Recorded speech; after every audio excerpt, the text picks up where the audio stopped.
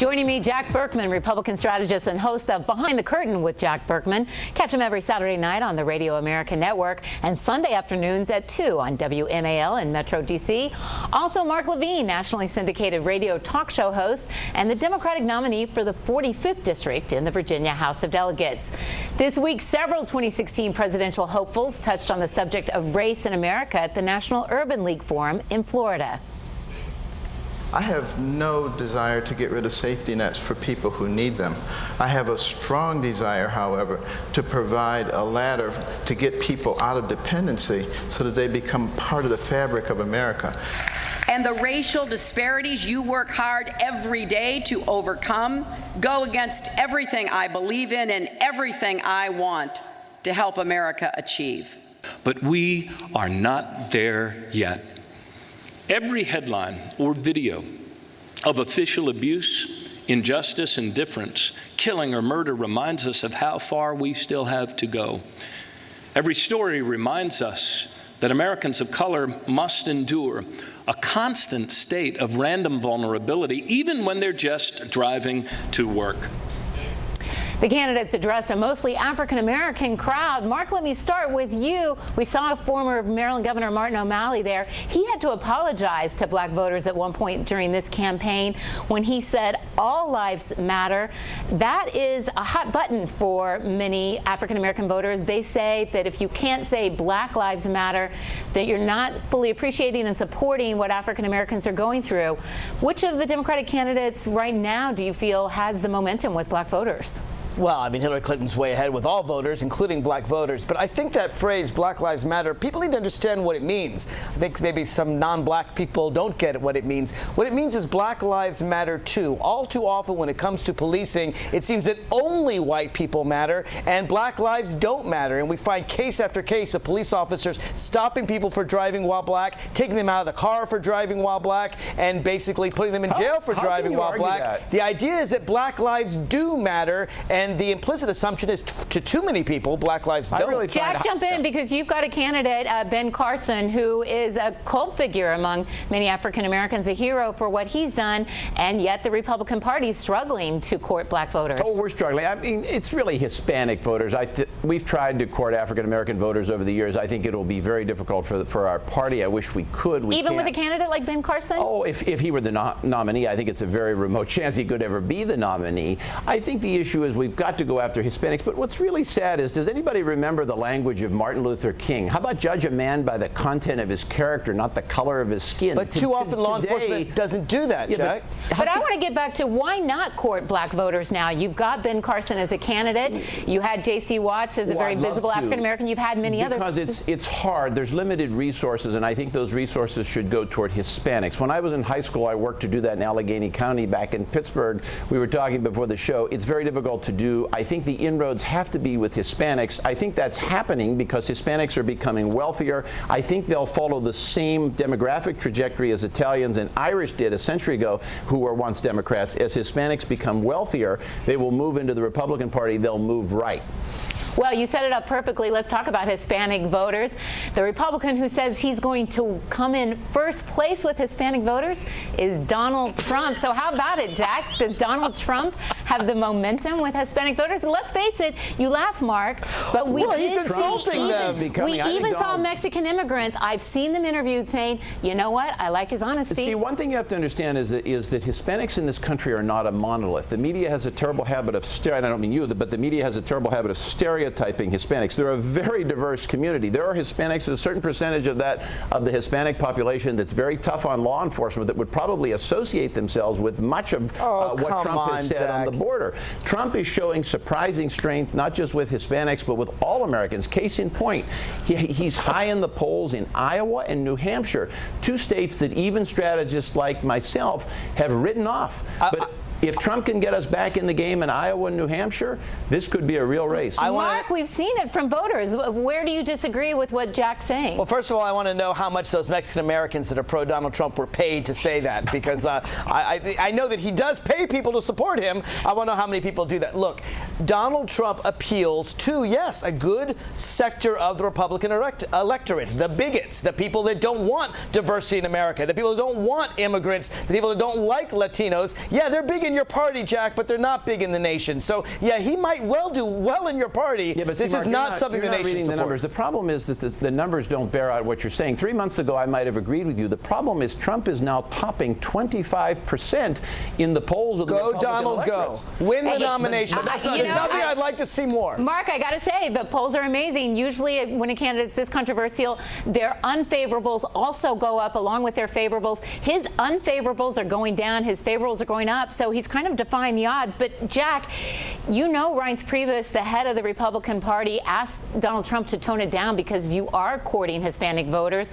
Where do you see all of this playing out? Oh, I think Trump has about as much chance of listening to the RNC as the man in the street. Trump is going to hit the accelerator. I think what Trump has to do in this debate, and I think what he's got to do more than the debate in the next 60 days, he really has to show himself to be presidential. He's won the PR war. He's got the attention. He's 25% in North. Now he's got to come across like a Reagan or a Kennedy. He's got to be dignified. Now he has to show that. Is that possible, really? Jack? No, honestly, Jack, would you advise him to be dignified when it seems like all of his momentum is from being proudly outspoken and not always apologetic? You ask exactly the right question, and that is, where do you draw the line? At what point do you stop the train toward public exposure and higher PR and higher exposure and begin looking dignified?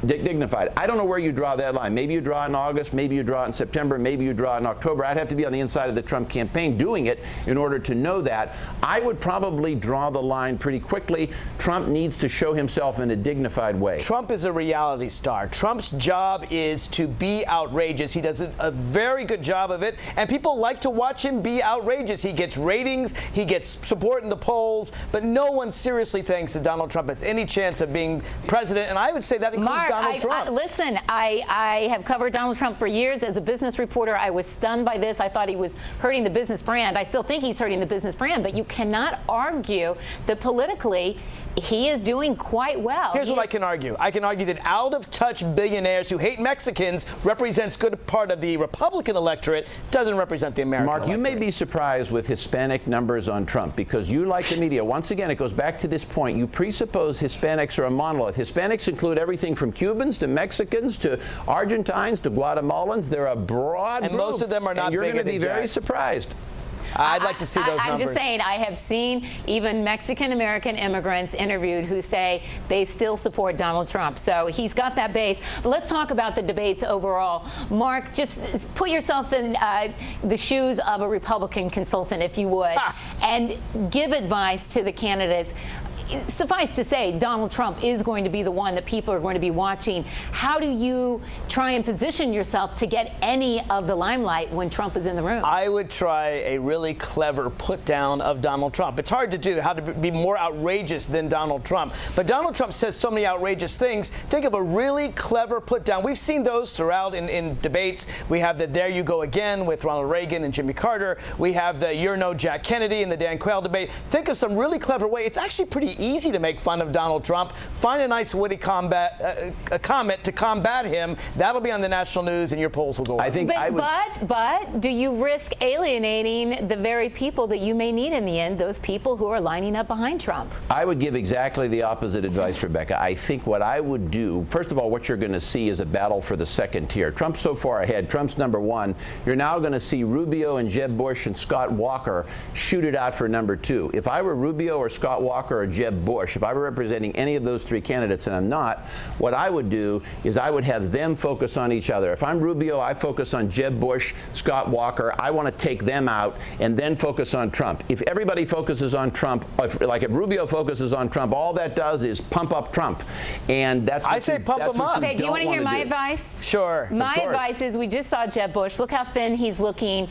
I think I covered him for years. He can be very persuasive. He has not been at his best in this campaign. My theory is he's given up too many carbs. I think Jeb Bush needs to eat some carbs before the debate and go in there pumped up and ready, because he has not been as articulate on the campaign. Well, I don't think his message makes a lot of sense. It's as good I remember someone I asked if music was their religion, and she said to me, it's as good a religion as any and a whole heck of a lot better than most. I would say that about your theory.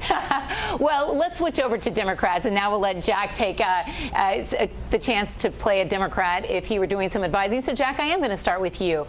If you were advising Hillary Clinton this week, how would you tell her to respond to the continuing questions about this email controversy, what she did and did not do while she was at the State Department? Oh, if I were advising Hillary, I would say you're in a cycle right now. You're locked in a cycle where all of your coverage is going to be negative. What you want to do is get out of sight. I'd tell her to go to Martha's Vineyard and come back after Labor Day. Let the Republicans fight each other. Let Trump make noise. Let all the Republicans shoot it out. Let there be this bloody battle. You got to hide. All your coverage now is going to be negative. The last thing you want to be is on television talking about the emails because it's all negative. You can't win no matter what you say. Mark, get out of town. I have to say, I think he's got some good advice. She can't win. We've been criticizing her for not talking to the media. This week, she did talk to the media. And in addressing the email controversy, she said, listen, I'm the candidate that's all about transparency. I want the State Department to release my emails. I'm not sure Hillary Clinton making the argument